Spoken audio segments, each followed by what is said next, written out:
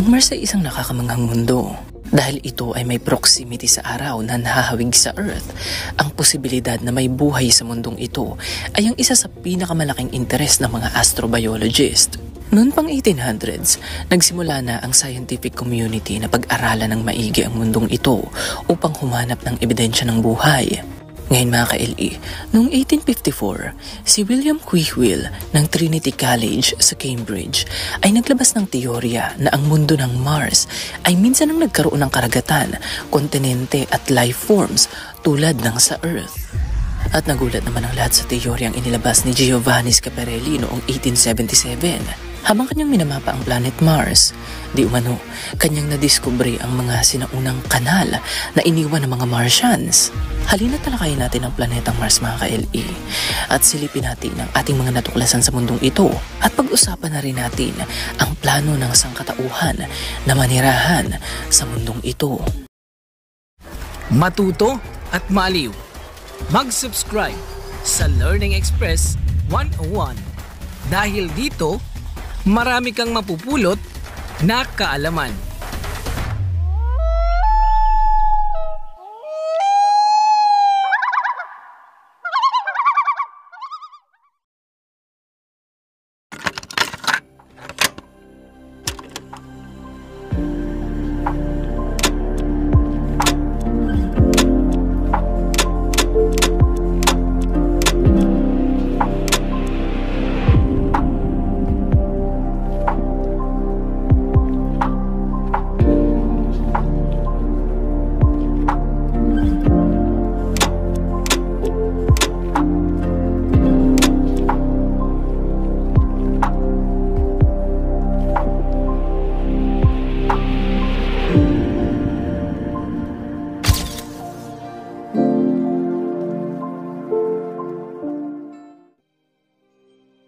Ayan, kumusta mga ka-LE?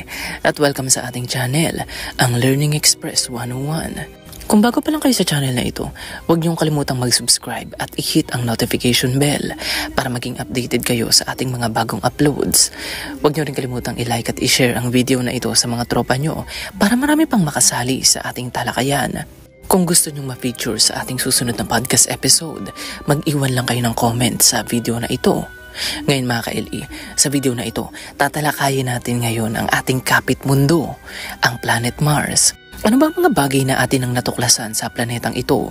May buhay ba talaga sa planetang Mars? Pag-usapan natin ang mga yan at ang plano ng sangkatauhan na sakupin ng ating kapit mundo.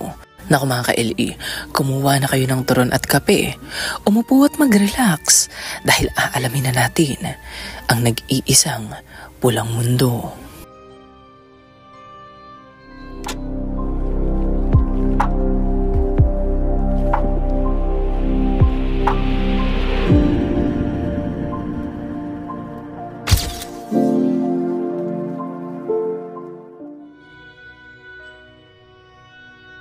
Ang Mars ay ang ika-4 na planeta ng ating solar system.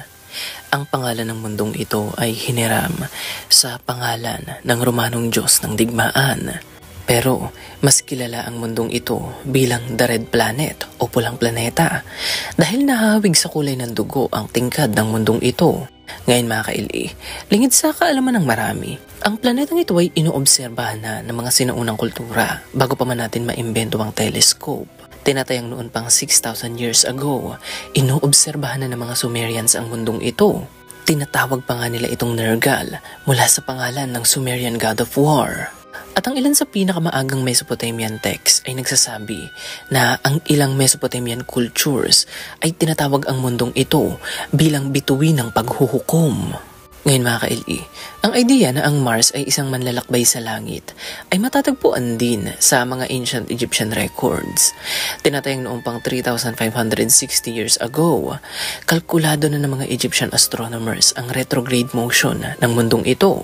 At noong 2,650 years ago, circa 626 BCE, nagawa ng i-record ng mga Babylonian astronomers ang cycle ng Mars. At sa pagpasok ng 4th century BC, sinasabing natuklasan na ni Aristotle na di hamak na mas malayo ang Mars kumpara sa buwan. Nalaman niya ang bagay na ito dahil lumalabas sa kanyang obserbasyon na may mga buwan o months kung saan nawawala ang Mars sa view ng Earth dahil ito ay natatakpan ng buwan. Lumalabas din sa mga historical records na aware na rin ang mga Chinese astronomers sa presensya ng planetang Mars sa parehong panahon. Ngayon mga ka-LE, kahit na napapansin at napag-aaralan na ng mga sinaunang kultura ang mundo ng Mars, libu-libong taon ang nakararaan, hindi pa rin nila ito puspusang napag-aaralan dahil hindi pa naiimbento ang telescope.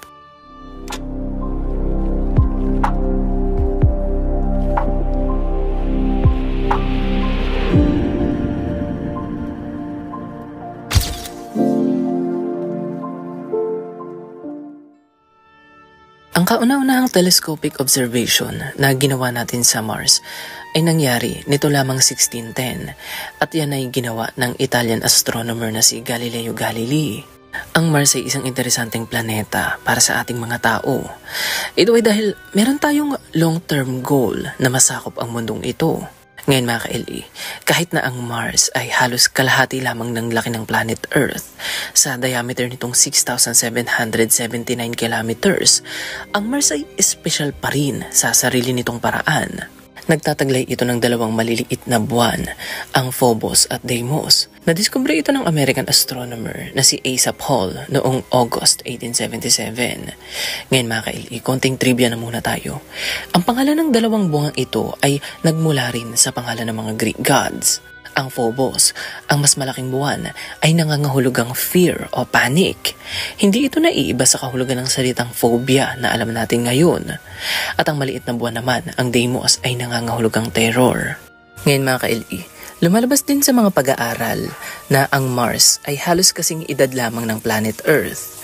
Sa edad na halos 4.6 billion years old, ilang milyong taon lamang ang tanda ng planetang ito kumpara sa ating mundo. Ngayon mga ka-LE, upang mas mapag-aralan pa ang planetang ito, hinati ng mga scientist sa dalawang kategorya ang kalupaan ng Mars. At ito ay tinawag nilang North and South Divide. Ayon kasi sa mga eksperto, malaki ang pinagkaiba ng mga katangian ng hilagang bahagi ng Mars sa timog na bahagi nito. Ang hilagang Mars ay binubuo ng malawak na kapatagan, habang ang katimugan naman ay puno ng mga kabundukan at craters. Bukod pa riyan mga ka-LE, tulad ng planet Earth, ang Mars ay nagtataglay din ng mga polar ice caps. Ibig sabihin nito mga ka-LE, ang pinakahilaga at ang pinakatimog na bahagi ng Mars ay nababalot din ng yelo. Heto pa mga ka-LE, nagtataglay din ang mundong ito ng mga natutulog na bulkan at dito rin matatagpuan ang pinakamataas na bundok sa solar system, ang Olympus Mons. Ayon pa sa mga bagong pag-aaral, madalas ding mangyari ang lindol sa mundong ito at ito ay tinatawag nating Marsquakes. Ngayon mga ka-LE, kung ang goal ng sangkatauhan ay marating natin ang mundong ito balang araw, medyo maninibago tayo dahil medyo naiiba ang cycle ng araw at taon sa planet Mars. Sa bahaging ito mga ka-LE, ikukumpara natin ang cycle ng Earth sa cycle ng Mars para magkaroon tayo ng idea kung gaano kalaki ang pagkakaiba ng dalawang planeta pagdating sa cycle. Ngayon mga ka-LE, ang isang araw sa Mars ay hindi nalalayo sa haba ng araw natin dito sa Earth. Kung sa Earth, meron tayong 24 hours sa loob ng isang araw. Sa Mars, meron tayong 24 hours and 37 minutes kada isang araw. Dahil mabagal mag-orbit ang Mars sa araw, aabot sa halos 24 months ang kakailanganin natin upang makabuo tayo ng isang taon sa mundong ito. Ang isang Martian year kasi ay halos doble ng isang taon sa planet Earth. Kung sa atin, ang isang taon ay binubuo lamang ng 365 days and 6 hours, ang isang taon sa Mars ay binubuo ng 687 Earth days. Ngayon mga ka-LE, alam natin ang lahat ng bagay na yan dahil marami na tayong pinadalang spacecraft sa mundong ito, tulad ng mga orbiters, landers at rovers. Pero mahalagang malaman na wala pang tao ang nakakarating sa Mars upang face-to-face na mapag-aralan ang mundong ito.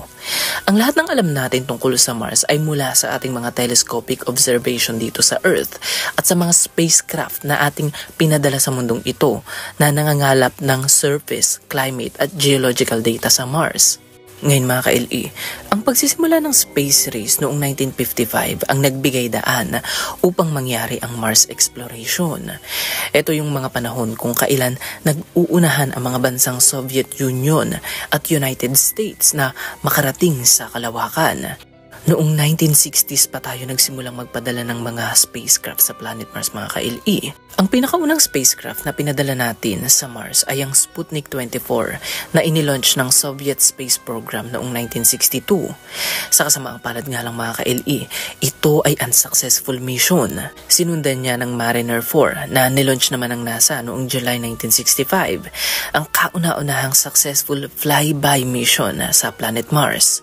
Ang flyby mission ay ang mission ng isang spacecraft kung saan ito ay dadaan lamang malapit sa isang celestial body tulad ng isang planeta upang manghalap ng mga data. Ngayon mga ka-LE, ang Mariner 4 ay sinundan ng Mars 3 spacecraft. Mula pa rin yan sa Russia noong 1971 at ito ay ang kauna-unahang successful landing ng isang human spacecraft sa isang mundo. Sinundan niya ng Mariner 9 ng NASA noong November 14, 1971 kung saan ang spacecraft na ito ay tagumpay na nakapag-orbit sa Mars. Ngayon mga ka-LE, sa kabuuan ng ating kasaysayan, kapag pinagsama-sama natin ang lahat ng spacecraft na inilaunch ng mga bansa sa mundo ng Mars, aabot na ito sa 80 spacecraft. Sa ngayon, merong dalawang functional na rover ang matatagpuan sa Mars, ang Curiosity rover at ang Perseverance rover, at ang dalawang yan ay ino-operate ng NASA. Bukod pa rin mga ka-LE, meron ding 7 orbiter ang nag-orbit sa planet Mars ngayon, ang Mars Odyssey, ang Mars Express, ang Mars Reconnaissance Orbiter, ang MAVEN, ang Trace Gas Orbiter, ang Hope Mars Mission, at ang Tianwen-1. Ngayon mga ka-LE, dahil ang isa sa mga long-term goal ng mga space agency ay ang makapagpadala ng tao sa Mars at sakupin ang planetang ito, asahan natin na madaragdagan pa ang mga yan sa mga darating pang panahon.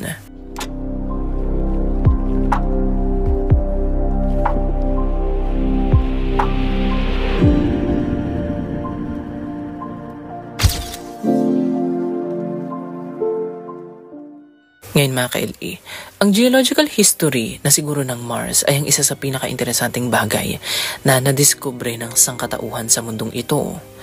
Makakatulong kasi ang ating geological knowledge sa Mars upang matukoy natin kung minsan ang nagkaroon ng buhay sa mundong ito.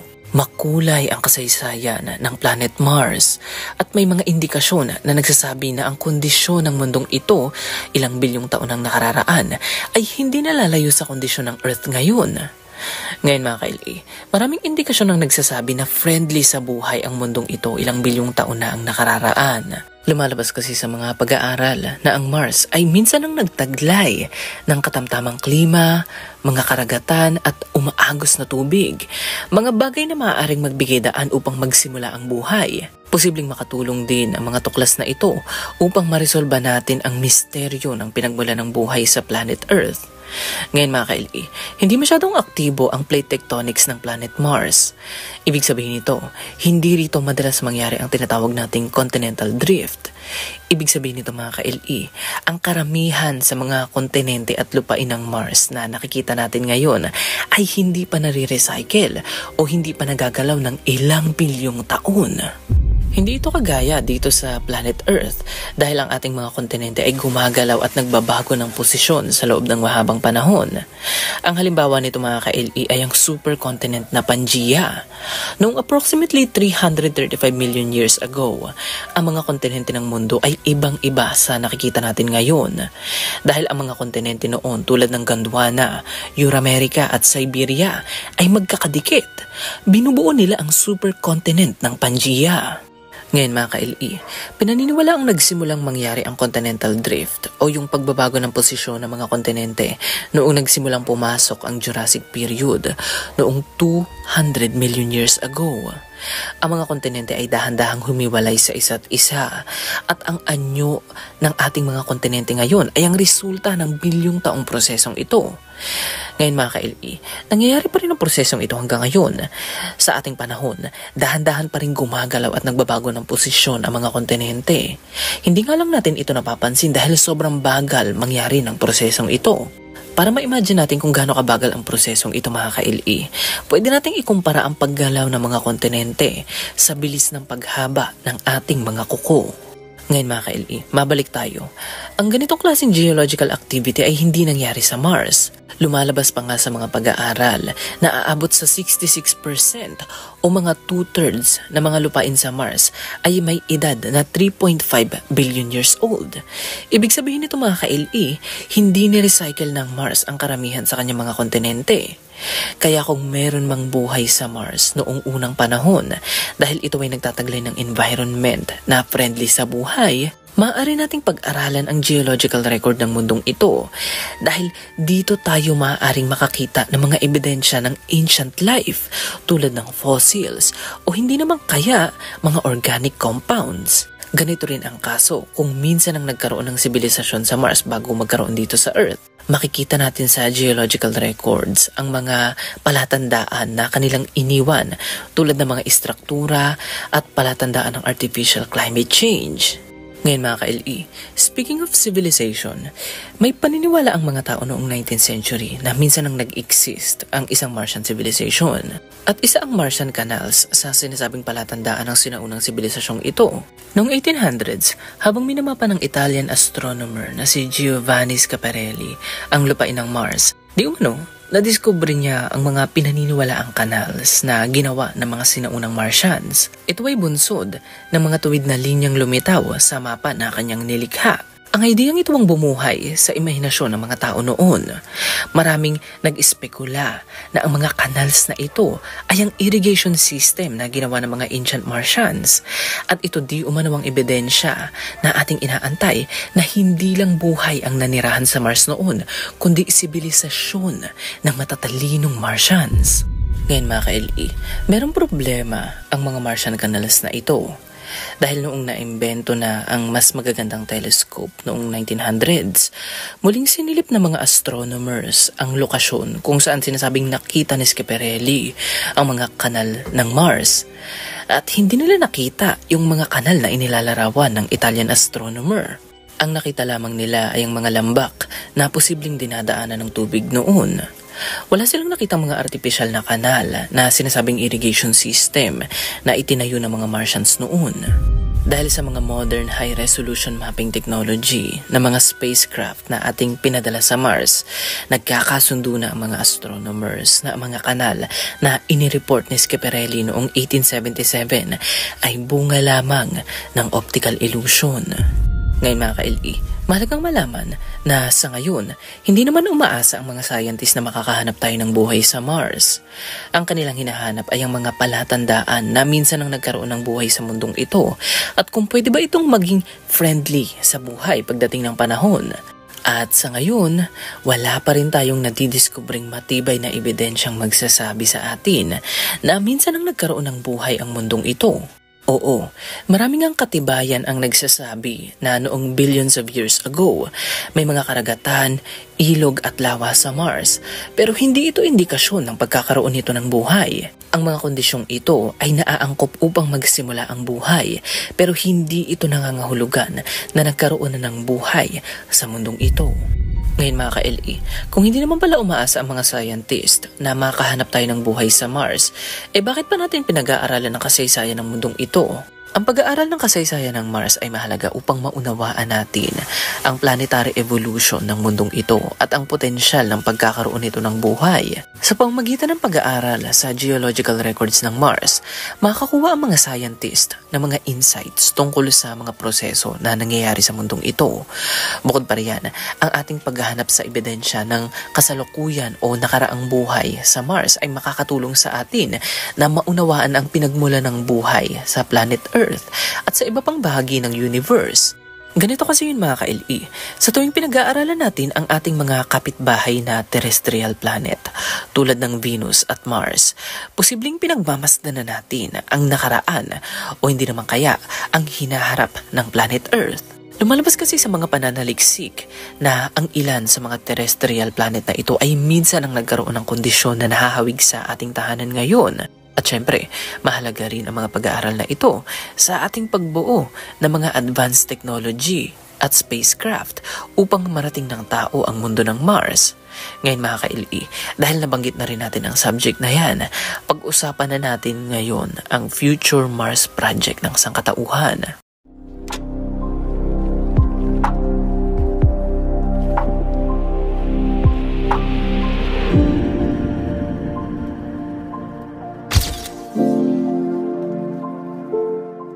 Noong September 28, 2007, inilahad ng NASA Administrator na si Michael D. Griffin na nais ng NASA na makapagpadala ng tao sa Mars bago ang taong 2037. At noong October 2015, in-announce na ng NASA ang kanilang opisyal na plano kung paano nila gagawin ang bagay na ito. Pinondohan pa nga ng NASA ang training simulation ng 6 na scientist na sasabak sa misyong ito, kung saan kanilang pinag-aralan ang magiging epekto ng matagal na paninirahan ng mga scientist sa ibang planeta. Ngayon mga ka-LE, matapos ang mga karagdagang feasibility studies at research na isinagawa ng NASA, umatras sila sa kanilang Mars Project noong 2017. Lumalabas kasi sa mga pag-aaral na ang ating kagustuhan na makapagpadala ng tao sa Mars ay hindi pa kaya ng ating teknolohiya at magiging delikado ito para sa mga taong ipapadala natin. Ngayon mga ka-LE, dahil sa mga hamon na kanilang kakaharapin sa misyon, ang NASA ay nagdesisyon na sa buwan na lamang sila pupunta. Ngayon mga ka-LE, kung naisip ng Amerika na magpahinga muna pagdating sa kanilang pakikipag-unahan sa planet Mars, ang China ay mukhang nagsisimula pa lamang. Dahil noong 2021, in-announce ng isang high-ranking Chinese official sa Space Exploration Conference sa Russia na pinaplano na ng China na magpadala ng tao sa Mars sa mga taong 2023, 2025, 2037 at 2041. Ang SpaceX naman mga ka-LE ay nagsisimula na rin. Matagal nang ina-announce ng SpaceX na ang Mars colonization ay ang isa sa kanilang mga long-term goal. Kaya naman noong 2024, sinimulan na ng SpaceX ang muling pagbubuo ng Starship launch vehicle. Ngayon mga ka-LE, ang mga yan ay ang mga maliliit na hakbang na ginagawa ng sangkatauhan upang unti-unti nating marating ang ibang mundo. Nasabi kong maliliit na hakbang lamang ang malalaking proyektong ito dahil ang interplanetary journey ay isang malaking hamon na hindi madaling ma-achieve. Ang idea na magpapadala tayo ng tao sa ibang mundo upang sakupin ito ay talagang nakaka-excite pero hindi pa ito pasok sa kakayahan ng ating teknolohiya ngayon. Ipinagpaliban ng NASA ang kanilang misyon na magpadala ng tao sa Mars at meron silang magandang dahilan kung bakit nila ginawa ito. Ito ay dahil hindi madaling magpadala ng tao sa ibang celestial bodies. Lalong-lalo na kung ang ating target ay isang planeta na may sariling orbit pattern sa araw. Ibig sabihin nito mga ka-LE, dahil iniikutan ng Mars ang araw, hindi ito nananatili sa iisang pwesto at hindi rin ito palaging malapit sa ating mundo. Ang huling pagkakataon kung kailan nangyari ang tinatawag na Mars opposition o yung pagkakataon kung kailan ang Earth ay napapagitnaan ng araw at ng Mars ay nangyari nito lamang January 12, 2025. Kung gusto nating matsyempohan ang susunod na celestial alignment na ito, kinakailangan nating mag-antay ng approximately 26 months. Ngayon mga ka-LE, mahalagang tandaan na kahit magkalapit na ang Earth at Mars sa mga pagkakataong ito, ang distansya sa pagitan ng dalawang planetang ito ay maaari pa ring umabot sa 100 million kilometers. So, ibig sabihin nito mga ka-LE, sobrang layo pa rin ang distansyang ito para lakbayin ito ng tao. Isa rin yan sa mga rason kung bakit mahirap makabuo ng spacecraft o rocket para sa paglalakbay na ito dahil hindi biro ang distansya na kanilang lalakbayin. Maraming mga hindi inaasahang bagay ang posibleng mangyari sa gitna ng misyon. At kapag nangyari ito, mas malaki ang tsansa na hindi na natin marirescue ang mga taong mai-stranded sa space. Alam kong nai-imagine natin lahat na madali lamang ang interplanetary journey, lalo na't madalas natin itong makita sa mga palabas, pero malayo yan sa totoong buhay. Ang paglalakbay sa kalawakan ay hindi kasing dali ng nakikita natin sa mga movies. Sa katunayan nga, mataas ang failure rate ng mga misyong ito. Lumalabas sa mga pag-aaral na aabot sa 60% ng lahat ng spacecraft na ating ipinadala sa Mars ang pumalpak bago pa man nila makumpleto ang kanilang misyon. Nakikita nyo na ngayon mga ka-LE kung bakit umatras ang NASA sa kanilang plano na marating ang Mars. Bukod sa practicality, nakikita rin nila ang katotohanan na ang limitasyon ng ating teknolohiya ay isang malaking hamon at kinakailangan pa natin ng malaking oras.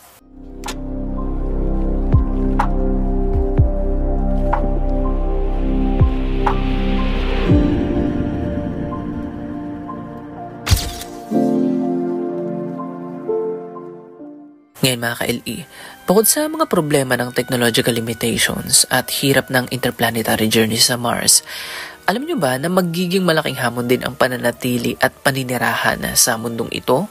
Para ma-imagine nyo ang mga hamon na ating kakaharapin sa ating pagtatayo ng colony sa Mars, isipin nyo na lang kung gaano kahirap magtatag ng sibilisasyon sa isang malayong desyertong isla.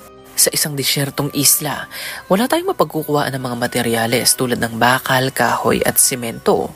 Kaya naman kinakailangan nating dalihin sa ating pagpunta ang lahat ng materyales na ating kakailanganin. Dahil tayo ay nag-iisa sa islang ito, wala tayong mahihingian ng tulong kung sakaling magkaroon tayo ng problema. Kung nais naman nating umalis sa islang ito at nais na nating bumalik sa ating sibilisasyon, hindi tayo basta-basta makakaalis. Kinakailangan pa nating mag-antay ng ilang taon bago tayo makapaglayag at makapaglakbay papabalik sa ating sibilisasyon. At ang paglalakbay na ito ay aabuti ng ilang dekada.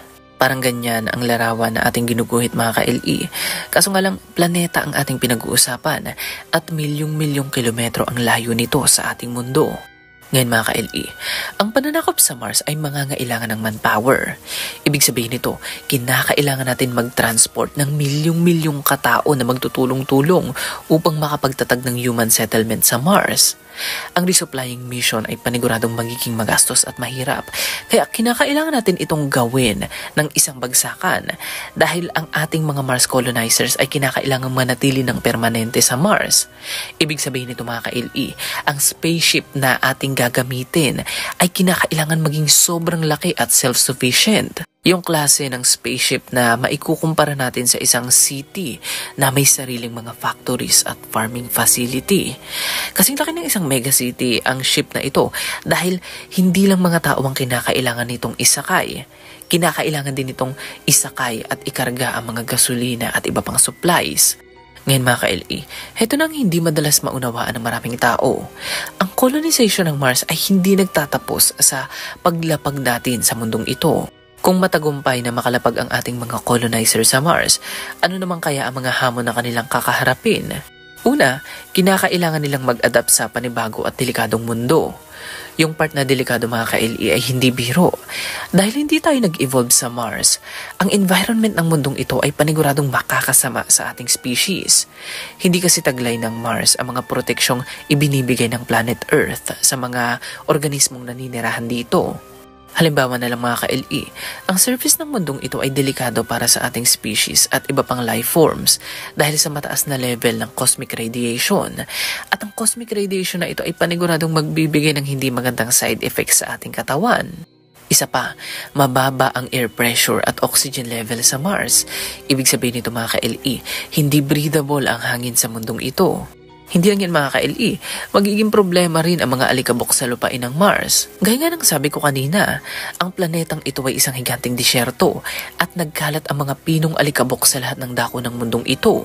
Ang mga alikabok ng Mars ay delikado dahil maaari itong malanghap ng mga astronauts at colonizers na maaari namang makapagdulot ng lung disease at cancer. Ito ay dahil ang mga alikabok na ito ay nagtataglay ng mga natural compounds tulad ng iron oxide at silica na pinaniniwala ang nakakasama sa mga tao. Isa pa mga ka-LE, dahil tayong mga tao dito sa Earth ay madalas magkasakit, malaki rin ang tsansa na magiging sakitin din ang ating mga colonizers sa planetang Mars. Kaya kinakailangan din natin silang mabigyan ng medical care.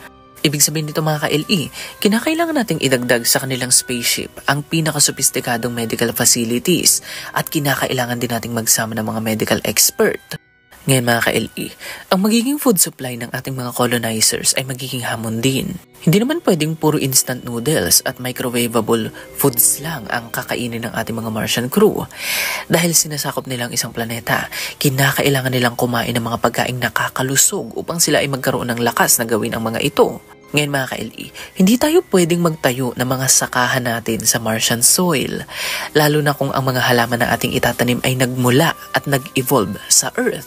Ang mga halamang ating sinasaka ay malakas kumonsumo ng tubig, at ang tubig ay mahirap hanapin sa Mars. Bukod pa rin mga ka-LE, paniguradong mamamatay din ang mga binhi na ating itatanim sa mundong ito dahil sa matinding level ng radiation. Ang tanging paraan lamang upang makapagtanim ang ating mga colonizers ay kinakailangan nilang magtayo ng isang artificial indoor farming facility, bagay na paniguradong magiging problema dahil sa gastos.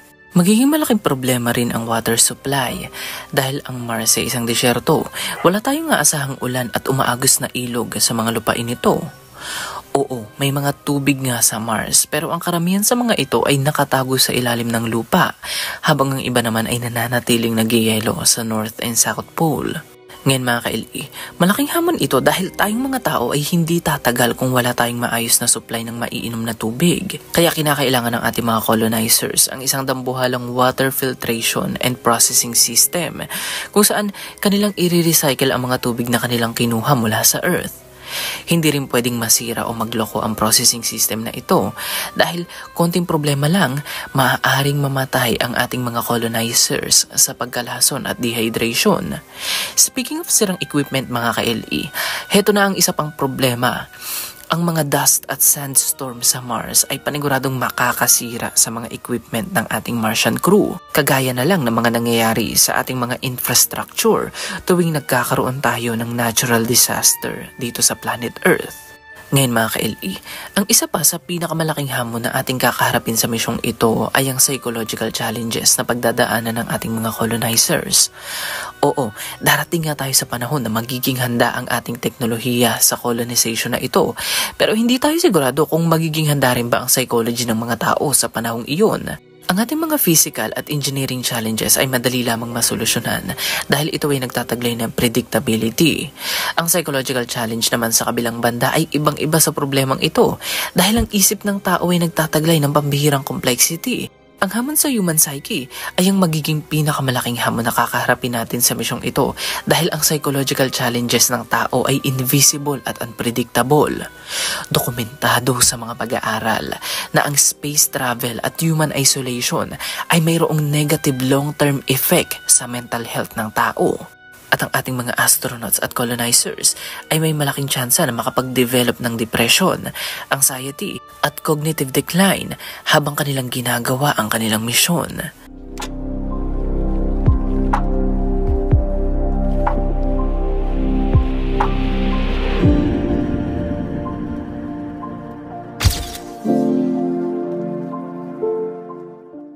Sinasabing ang ating ambisyon na marating at masakop ang ibang mundo ay dala ng ating walang hanggang curiosity at kagustuhang matuto.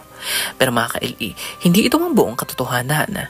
Ang ating kagustuhan na masakop at marating ang ibang mundo ay dala rin ng ating takot sa madilim na kinabukasan. Simula nang maimbento ng sangkatauhan ang sibilisasyon, walang tigil na nating inaabuso ang limitadong resources at yaman ng planet Earth. Oras lamang ang ating inaantay bago masira at maubos ang yaman ng mundo na bumubuhay sa atin. Mahabang panahon pa ang ating aantayin at hindi rin natin alam kung kailan ito mangyayari. Mahabang panahon pa ang ating aantayin at hindi rin natin alam kung kailan ito mangyayari. Pero alam natin na mauubos din balang araw ang yaman ng mundong ito. Para lang nating inaantay ang pagbuhos ng ulan sa isang makulimlim na hapon. Darating ang panahon na wala nang matitira para sa atin. Darating ang panahon na wala na tayong pagpipilian.